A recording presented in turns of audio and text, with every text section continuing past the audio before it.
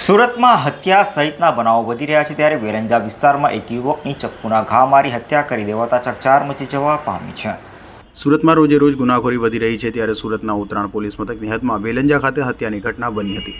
વાત એમ છે કે વેલંજા ખાતે આવેલ અંબાવિલા સોસાયટીમાં બહાર 5 જેટલા લોકો બેઠા હતા। તે દરમિયાન અજાણ્યા ઇસમો ત્યાં આવી પહોંચ્યા હતા અને સોસાયટીની બહાર બેસેલા પાંચેય પર જીવલેણ હુમલો કર્યો હતો, જેમાં એક પારસ વેકરિયા નામના યુવાનનું મોત નીપજ્યું હતું જ્યારે અન્ય 4ને ઇજાઓ થતાં હોસ્પિટલે ખસેડાયા હતા। તો બનાવની જાણ થતાં પોલીસ કાફલો સ્થળે દોડી ગયો હતો અને લાશનો કબજો લઈ વધુ તપાસ હાથ ધરી છે। પ્રશાંત પ્રતાપભાઈ વેકરિયા। શું ઘટના બની છે? ઘટના એવી છે કે 11:30 વાગે ફોન આવ્યો, ત્યાં રેસિડેન્સી વાળા રહેતા હતા ને એનો, કે મારા પપ્પાનામાં ફાધરમાં કે અહીંયા આવો એમ, પારસ અહીંયા પડ્યો છે એમ, એને વાગ્યું છે એમ। તો અમે ત્યાં પહોંચ્યા ને ત્યાં બોડી પડી હતી અને મેં ઉછી કરીને જોયું ને તો ઘા વાગેલા હતા ચપ્પુના ને એવા, છાતી ઉપર ને બધી। તો પછી ચેક કર્યું અને 108 ને મેં ફોન કર્યો। પછી ત્યાં ચેક કર્યું ને તો કાંઈ શ્વાસ નહોતો, એટલે તરત મેં 108 ને ફોન નંબરમાં ફોન કર્યો, એટલે 108 વાળા આવ્યા અને પબ્લિકનું ટોળું ભેગું થઈ ગયું।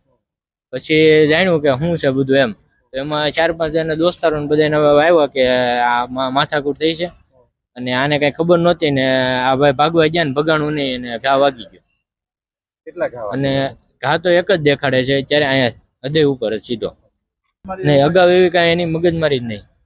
તો કેટલા લોકો દ્વારા ચપ્પુના ઘા મારવામાં જાણે જાણ મળી ને ત્યારે એમ કહે છે કે 7-8 જણા હતા। સુરતમાં અસામાજિક તત્વોએ વધી રહેલા આતંક વચ્ચે યુવાનની હત્યા કરાતા પોલીસે હાલ તો ગુનો નોંધી હત્યારાઓને ઝડપી પાડવા ચક્રો ગતિમાન કર્યા છે। Bureau report G24 news.